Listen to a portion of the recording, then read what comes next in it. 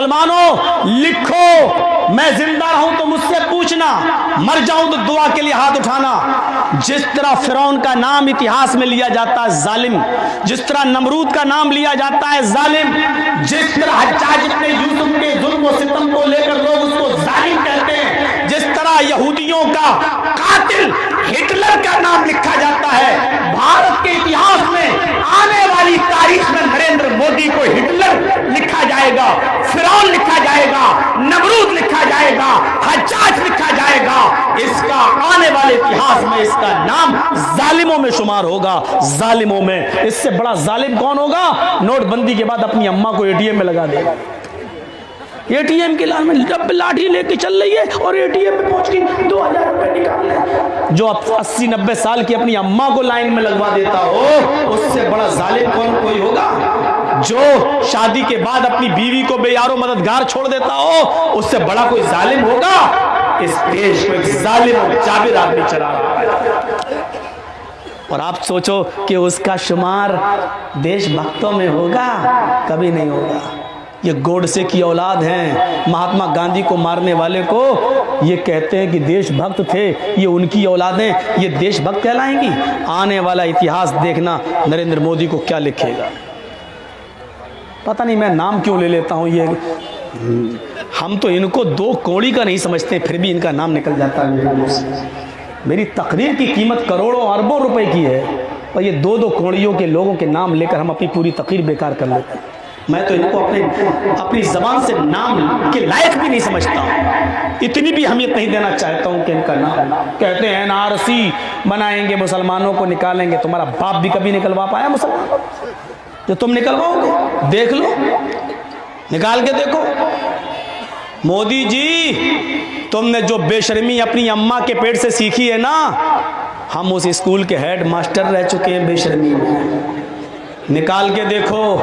और मक्के के लोगों ने मोहम्मद रसूलुल्लाह को निकाला और सहाबा को निकाला। निकले थे थोड़े से, आए तो 10,000 से ज़्यादा की तादाद में मक्के के अंदर फातिहाना दाखिला दोबारा किया। मुसलमान कहीं भारत को छोड़ के जाने वाला है? इस मुल्क को हमने अपने खून से आज़ाद कराया, तुम हमें निकालोगे? हमें? इंदिरा गांधी को फिर भी मैं मुबारकबाद देता हूं, कम से कम उसने इस देश को 2 सपूत तो दिए थे। एक राजीव गांधी तो दिया था जिसने इस देश की रक्षा की थी, इस देश का प्रधानमंत्री दिया था। मोदी जी, तुमने कौन सी औलाद दी है इस देश के लिए? रणुए हो तुम, रणुए।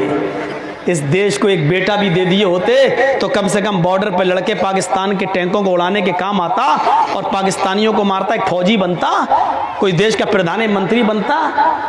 कुछ दिया है नहीं देश को, उल्टा विजय माल्या को और दौलत दे के भगा दिया। जाओ बेटा आराम से। चौकीदार कह रहा हम सो जा रहे हैं, तुम निकल जाओ। वो सोया, वो निकाल दिया। ये चौकीदार, थूकता हूं ऐसे चौकीदार। अपने पैरों के जूते के तलवे में लगी हुई गंदगी के बराबर नहीं समझता इस चौकीदार। क्या समझते हो तुम इस चौकीदार? देश को बेचोगे, चौकीदारी कर रहे हो। कहां पहुंचा दिया देश को?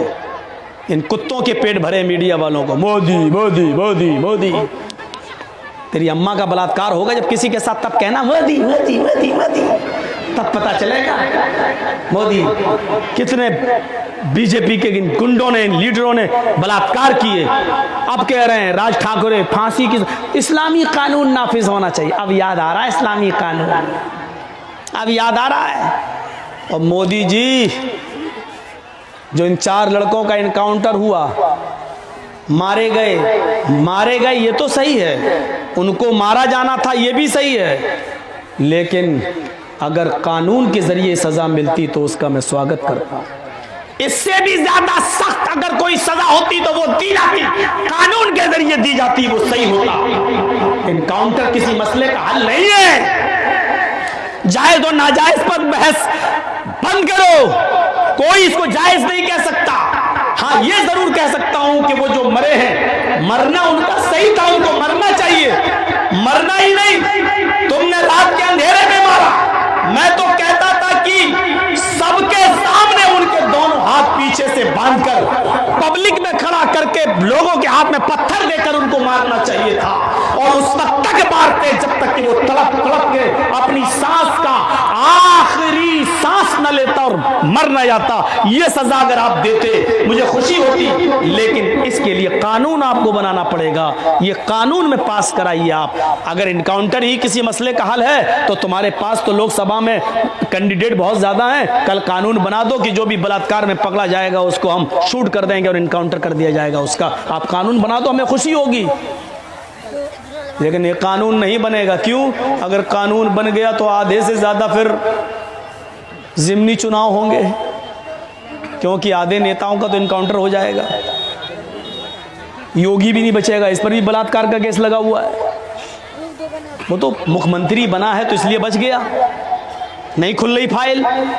लेकिन अगर इनकाउंटर कानून बन जाए तो कोई बचेगा?